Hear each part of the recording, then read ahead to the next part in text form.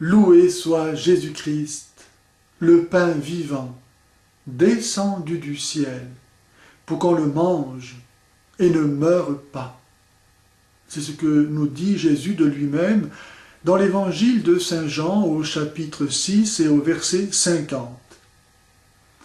Jésus se donne en nourriture et continuera à se donner jusqu'à son retour aux hommes, afin qu'en le recevant, lui qui est la vie, Jean 14, 6, les hommes aient la vie éternelle.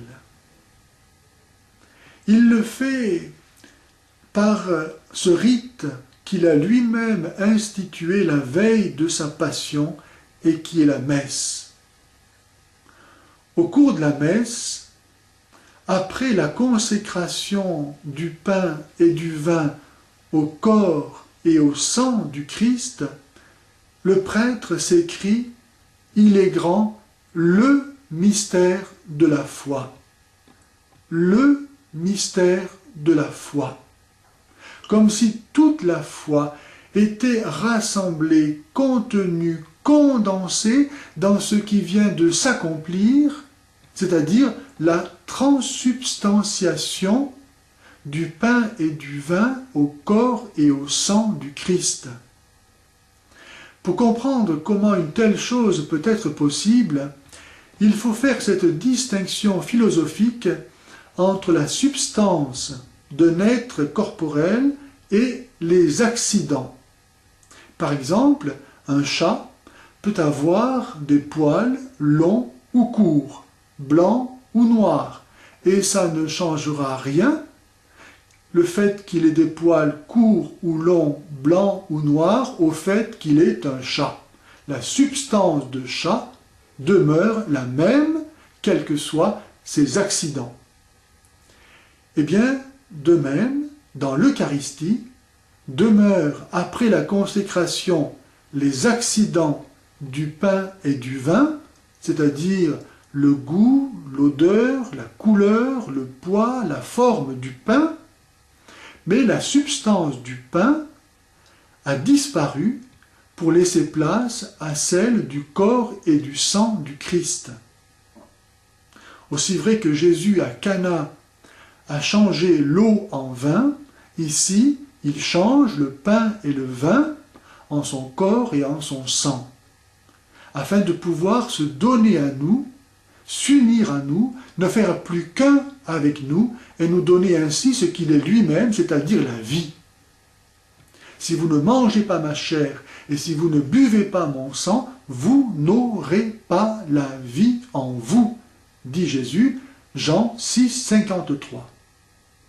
Il est grand, donc, le mystère de la foi.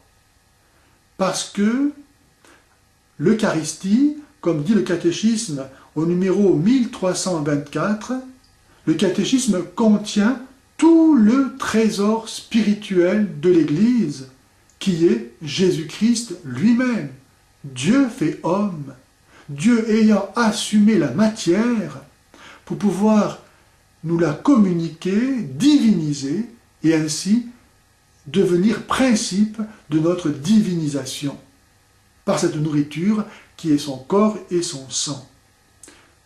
Mon corps, ma chair, est une vraie nourriture, dit Jésus, et mon sang est une vraie boisson.